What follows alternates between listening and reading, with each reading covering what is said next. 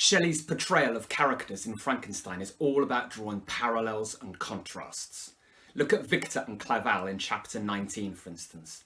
She constantly draws a contrast between Clerval's zest for life and experiences and learning and the dulled, tainted and tormented life that Victor now leads. Victor says, for instance, he was forever busy and the only check to his enjoyments was my sorrowful and dejected mind. He even goes as far as representing Clerval as an image of himself before he took the steps which led to his downfall. He seems to provide us with a tragic image of before and after when he says, "In Clerval I saw the image of my former self. He was inquisitive and anxious to gain experience and instruction." This is a fascinating chapter in terms of Shelley giving Victor the time and space to do a bit of self-analysis. The contrast to Clerval isn't the only image that Shelley and Victor utilise in this respect. Shelley returns to the blasted tree image that we originally encounter back in chapter 2, when Victor says of himself, "I am a blasted tree. The bolt has entered my soul. And I felt then that I should survive to exhibit what I shall soon cease to be, a miserable spectacle of wrecked humanity, pitiable to others and intolerable to myself." This declaration is fundamental in outlining Victor's awareness in quite a perceptive way of what he's become. He's become split open, utterly destroyed mentally, emotionally and spiritually. The psychological impact of the consequences of his actions in having created the monster is not something he will ever be able to recover from. The effect has been too devastating. It's worth sticking with the image of the light or lightning and fire for a moment here, especially when you consider that Victor says that the bolt has entered his soul.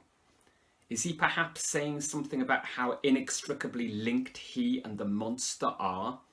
The bolt of lightning or electricity that sparked the creature into life is the same bolt that has destroyed the creator? Or is the use of the physical scientific image of the electrical bolt perhaps a reminder of Shelley's question about the dangers of pushing scientific discovery too far, that there are moral limits to the pursuit of knowledge? Setting is also significant here.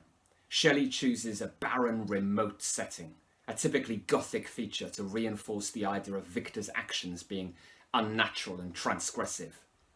Frankenstein undertakes his second experiment in a liminal setting, a setting on the edge, between land and sea, just beyond the boundary of civilization.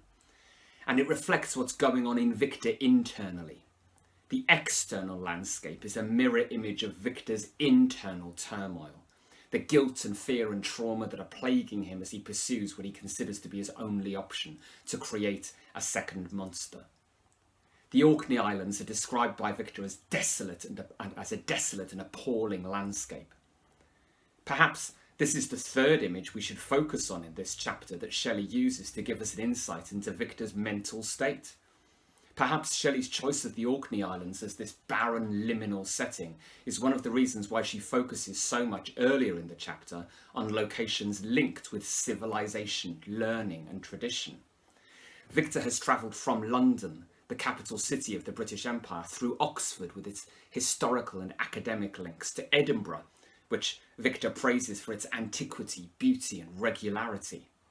Shelley is taking us from the ordered to the disordered, from civilization to wilderness. So if you're writing about settings in an exam, make sure you talk about the towns through which Victor is travelling here, and how Shelley juxtaposes them with the miserable huts and the squalidness of the Orkneys. You could also look at the setting as significant in two other ways. Firstly, Victor is seeking solitude, isolation. On one level, he does so because he knows the disturbing nature of the task he's about to undertake. From our perspective, however, it can't help but raise the tension. Think about the last time Victor shut himself off from society in his laboratory in Ingolstadt. Victor, isolation and scientific experiments are not a good combination, are they? The second reason the tension rises in this chapter is because we know just what to expect when Shelley takes Victor to a liminal setting, the monster. Look at all the occasions where they meet, on the top of a mountain, in a graveyard on the outskirts of Geneva. They're all places on the outskirts, just beyond. There's no doubt in our mind as readers that we're moving towards another confrontation.